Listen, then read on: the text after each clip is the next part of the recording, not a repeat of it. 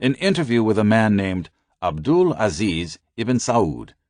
A tribal chieftain from the northeastern corner of Arabia, Ibn Saud called Hussein essentially a trivial and unstable character, and made it clear that neither he nor most other Arabian tribal chieftains would ever accede to his leadership. Even if Hussein took the risky step of declaring himself caliph, the supreme religious political figure in the Islamic world, Ibn Saud argued it would not make any difference to his status among other chiefs, and there would be no question of their accepting any control from him, any more than they do now.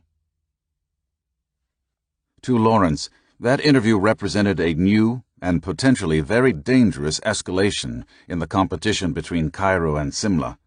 That's because Abdul Aziz ibn Saud was not just another tribal malcontent bent on retaining his autonomy, but Hussein's most formidable rival in all of Arabia, having embraced an extremely austere form of fundamentalist Islam known as Wahhabism. Over the previous 15 years, Ibn Saud had led his desert warriors into battle against one recalcitrant Arab tribe after another with a kind of evangelical zeal. The discipline of the Wahhabists was legendary. In that time, Ibn Saud's reach had expanded from a small string of oasis villages in the Riyadh region to cover a vast expanse of northeastern Arabia. Meanwhile, Ibn Saud was also British India's man in Arabia, with a close relationship going back to before the war. It was bad enough, in Lawrence's estimation, that Simla was using the intelligence bulletin to promote a man with views so antithetical to British values, but the gambit also underscored a situation almost laughably absurd, had it not been so perilous. In their battle for primacy over Arabian policy, two different branches of the British Crown were backing two sworn rivals. Surely that was less a recipe for a successful Arab revolt than for civil war, which, of course, may have been Simla's true goal all along.